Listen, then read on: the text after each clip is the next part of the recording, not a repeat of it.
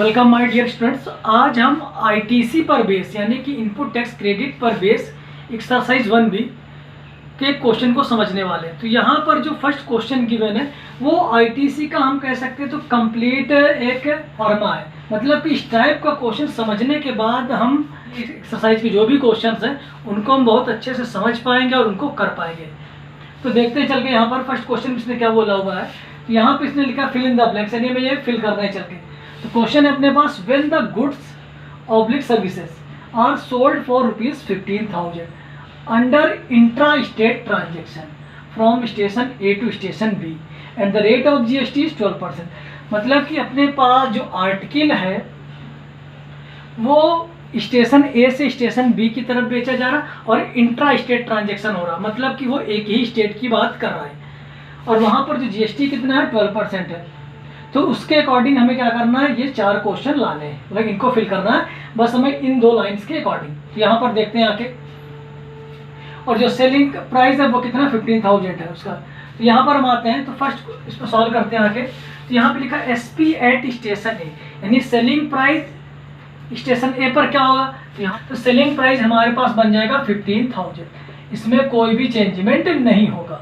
ये intra state transaction है तो हमें पता है कि इंट्रा स्टेट ट्रांजेक्शन में जो जीएसटी होता है वो 2 पार्ट में बढ़ जाता है, सीजीएसटी और एसजीएसटी के फॉर्म में। तो यहाँ पर टोटल जीएसटी 12% गिवन है, तो इसका आधा पार्ट 6% होगा जो कि अपने पास सेंट्रल गवर्नमेंट को जाएगा। तो यहाँ लिखने वाले हम 6% ऑफ एसपी। सॉल्व करते हैं 6 × 1/100 एंड अपने पास 15,000। तो सॉल्व करते हैं आगे, ये 0 से 0 कैंसिल हो जाता है, ये अपने पास 15 × 6 = 90 यानी 900 रुपीज़ आ जाते हैं सीजीएसटी के फॉर्म में। इसी टाइप से एसजीएसटी भी लाएंगे चल के, तो 6% ऑफ एसपी यहाँ लिख लेंगे, 6 × 1/100 एंड देन 15,000। सॉल्व करते हैं आकर, यहाँ पर भी आ जाता है 900 रुपीज़। तुमने देखा चल के कि अपने पास सीजीएसटी और एसजीएसटी हम फाइंड कर चुके हैं। अब यहाँ पे है सीपी एट स्टेशन बी, यानी cost price and station B, यानी स्टेशन बी पर उसकी कॉस्ट क्या रही होगी। तो देखिए अपने पास सेलिंग प्राइस स्टेशन ए पर बिका है 15,000 का, तो स्टेशन बी वाले ने खरीदा होगा 15,000 पे, यानी हम जितने में बेचेंगे उतने ही में कोई दूसरा जो कस्टमर होगा उसको खरीदेगा। यानी कि एक ही प्रोडक्ट किसी भी पर्सन के लिए वो सेलिंग प्राइस भी हो सकता है और किसी दूसरे पर्सन के लिए वो कॉस्ट प्राइस हो सकता है। तो यहाँ पर हम आते हैं तो यहाँ पर समझते आके, यहाँ पे था एसपी एट स्टेशन, यानी स्टेशन ए पर बिका 15,000 का और स्टेशन यहाँ पर है cost price of station B, तो स्टेशन बी पर भी जो कॉस्ट प्राइस रहेगी वो रहेगी 15,000, यानी कॉस्ट प्राइस में कोई भी चेंजमेंट नहीं होगा। अब कॉस्ट प्राइस है 15,000 और इस पे प्रॉफिट कितना चाह रहा 5,000, प्रॉफिट वो चाह रहा अपने पास कि हमको 5,000 यहाँ पर मिले। तो क्या होगा चल के, जब ये प्रॉफिट अपना इस पे ऐड कर देगा 5,000 तो सेलिंग प्राइस हमारा जो है वो बढ़ जाएगा। तो कितना बढ़ जाएगा, तो 15,000 में हम क्या करेंगे चल के इस 5,000 को ऐड करा देंगे, तो ये अपने पास आ जाएगा 20,000 रुपीज़। तो सेलिंग प्राइस एट स्टेशन भी कितना आया है 20,000। तो ये अपने पास आंसर हो चुका है इसका। यहाँ पे अब लिखा है now the same goods services are moved under inter state transaction from station B to station C at the rate of 12% GST. तो यहाँ पर अब क्या हुआ, जो हमारा गुड्स ए से बी पर चल के आया था अब वो बी टू सी जाने वाला है। जब बी टू सी जाएगा लेकिन वो इस बार जा रहा है अपने पास इंटर स्टेट ट्रांजेक्शन के थ्रू, मतलब कि उसने क्या किया अपने स्टेट को चेंज किया। अब जो हमारा ट्रांजेक्शन है किन्हीं भी 2 स्टेट के बीच में चल रहा है अलग अलग। तो यहाँ पर हम आते हैं तो अपने पास जो जीएसटी गिवन है वो कहाँ पर लगेगी चल के, तो हमने यहाँ पे लिखा 12% जीएसटी जो है वो आईजीएसटी के फॉर्म में कन्वर्ट हो जाएगा 12% ऑफ एसपी। एसपी किसका रहेगा, एट स्टेशन बी का रहेगा एसपी। तो यहाँ पर सॉल्व करते हैं आके, तो 12 × 1/100 एंड एसपी अपने पास है 20,000। सॉल्व कराते हैं आके इसको, ये अपने पास आ जाता है 12 × 2 = 24, 2,400 रुपीज़। अब यहाँ पर सीपी एट स्टेशन सी और कॉस्ट प्राइस अपने पास स्टेशन सी पर कितनी आ जाएगी। तो हमें पता है कि जब स्टेशन बी पर ये कितने का बिका 20,000 का, तो जितने पे स्टेशन बी पर बिका है उतने ही पर हमने क्या किया स्टेशन सी पर इसको खरीदा है। तो बिना किसी चेंजमेंट के अपने पास ये क्या बन जाएगा 20,000 रुपीज़, और यही अपने पास क्या हो जाएगा आंसर। अब हम नेक्स्ट क्वेश्चन डिस्कस करेंगे चल के। यहाँ पे लिख रखा है good services sold from Agra to Kanpur ₹20,000, then Kanpur to Jaipur and GST अपने पास 18% दे रखी है और प्रॉफिट अपने पास मेड एट कानपुर 5,000। तो अभी जो हमने फर्स्ट क्वेश्चन देखा था, फर्स्ट के अकॉर्डिंग इस सेकंड क्वेश्चन को यहाँ पर हमें करेंगे चल के। तो यहाँ पर हमने एक टेबल दे रखी है जो हमने फर्स्ट में फिल इन द ब्लैंक्स के फॉर्म में लिखे थे, सेम हम उसी पैटर्न पे इसको करेंगे चल के, जिससे क्वेश्चन को समझने में बहुत ज़्यादा आसानी होगी चल के। तो यहाँ पर है क्या कि हमारे पास जो गुड्स या सर्विस है वो हमारी सेल हो रही कहाँ से, आगरा से कानपुर, और आगरा और कानपुर दोनों यूपी में आते हैं। तो यहाँ पर जो है इंट्रा स्टेट ट्रांजेक्शन है, तो इस वजह से यहाँ पर सबसे पहले यहाँ पे लिखा है, हमें यहाँ से फिल करना है, ये अपने पास क्वेश्चन है और यहाँ से ये सोल्यूशन। तो देखते हैं आके इसमें, तो SP एट आगरा यानी कि selling price at Agra, Agra में सेलिंग प्राइस की क्या होगी 20,000, यहाँ पे हम लिख देंगे चल के 20,000 रुपीज़। ये अपने पास फर्स्ट पॉइंट हुआ। अब यहाँ पर हमें जब आगरा से कानपुर में बेचा जा रहा तो वहाँ पर अपने पास CGST लगेगा, क्योंकि दोनों का स्टेट सेम है, यूपी है। तो GST की रेट कितने में अपने पास 18%, 18 का हाफ होता है 9%। तो यहाँ पर हम सॉल्व करते हैं आके 9% ऑफ SP लिखते हैं, तो 9 × 1/100 और SP अपने पास है 20,000। तो सॉल्व करते हैं आके, तो ये अपने पास आ जाता है 1800 रुपीज़। SGST को फाइंड करते हैं आके, तो यहाँ पर भी 9% ऑफ सेलिंग प्राइस, तो 9 × 1/100 देन 20,000।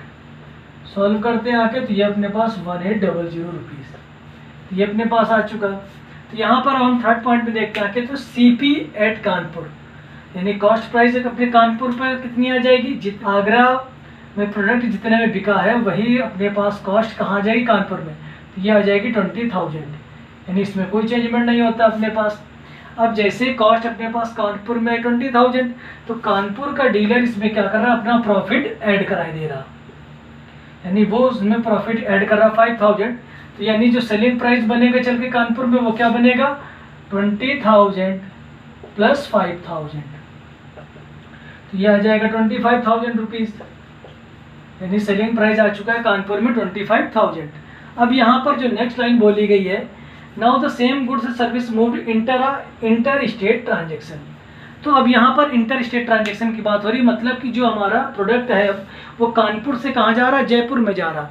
यानी कानपुर जो है अपने पास यूपी में पड़ता है, जयपुर जो है राजस्थान में पड़ता है। यानी जब दो अलग अलग स्टेट आ चुके हैं तो वहाँ पर जो है इंटर स्टेट ट्रांजेक्शन वर्क करेगा। तो इंटर स्टेट ट्रांजेक्शन में होता है कि जो GST है वो IGST के फॉर्म में वर्क करती है। तो यहाँ पर हमने लिखा IGST।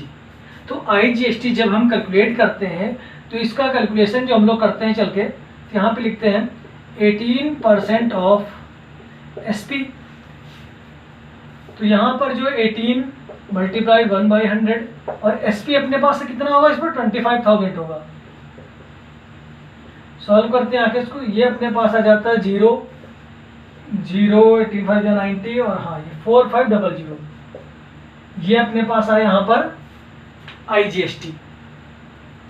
अब अपने इस क्वेश्चन में ध्यान देते चल के, यहाँ पर इसने 2 पॉइंट हमें लाने को बताए। पहले तो इसने बोला था net GST payable by the dealer at Kanpur, यानी कि नेट GST यानी कितनी GST को कानपुर के डीलर ने पे किया है। तो यहाँ पर आते तो नेट GST अपने पास क्या बनेगा चल के, तो इसको यहाँ पर हम लिखेंगे चल के आउटपुट GST, फॉर्मूला अपने पास माइनस का इनपुट GST। अब ये दोनों क्या होते हैं, आउटपुट GST और इनपुट GST। तो आउटपुट GST का सीधा सा मतलब है जब हमारा प्रोडक्ट फाइनली कंज्यूमर तक पहुंच जाता है उस पर जो GST लगती है वो आउटपुट GST। तो फाइनली कहाँ पर पहुंचा, 4500 पर, तो यहाँ पे लिखते हैं 4500। और इनपुट GST क्या है कि जब डीलर यानी जितना टैक्स पे कर चुका है, यानी डीलर ने सबसे पहले टैक्स कहाँ पे किया था, आगरा के डीलर को। जब उसने आगरा के से अपने आर्टिकल को खरीदा 20,000 का, उसके बाद उसने क्या किया, उस पर 1800 2 बार उसने टैक्स दिए। तो दोनों को ऐड कराते तो अपने पास आ जाता 3,600 रुपीज़। अगर इन दोनों को हम कंबाइन करा देंगे तो ये बन जाता 3,600 रुपीज़। तो यहाँ पर अपने पास इनपुट GST है वो 3,600 है, दोनों को सेपरेट करा देंगे तो यहाँ पर अपने पास आ जाता है 900 रुपीज़। और यहाँ पर अपने पास CP एट जयपुर, तो जयपुर पर जो अपने पास कॉस्ट क्या बनेगी आके, तो यहाँ पर हम देखते हैं चल के तो सीपी अपने पास यानी जितना एसपी ऑफ एट कानपुर है उतना ही अपने पास क्या होगा सीपी एट जयपुर, तो ये 25,000 रुपीज़। अगर इस पे हम कंप्लीट जीएसटी की भी बात कर दें तो यहाँ पर जो अपने पास है IGST जो इंक्लूड हुई थी वो था यहाँ पर जयपुर पे अपने पास था 4500। दोनों को अगर ऐड कर देते हैं आके तो अपने पास आ जाता है ये 00,590, ये 29,500 रुपीज़। तो हम अपने पास ये आंसर दे सकते हैं। अब हम नेक्स्ट क्वेश्चन डिस्कस करेंगे चल के। यहाँ पे लिख रखा है A is a dealer in Banaras. He supplies goods worth ₹8,000 to a dealer B in Agra. मतलब कि एक अपने पास डीलर है जो बनारस का है, वो क्या कर रहा है 8,000 का जो गुड्स है वो डीलर बी को सप्लाई कर रहा है, और जो डीलर बी है in turn supply the same goods to dealer C, और जो डीलर बी है वो डीलर सी को उसी गुड्स को दोबारा से सेल कर रहा है। लेकिन वो जो डीलर है वो कहाँ का, पटना का है, सी वाला।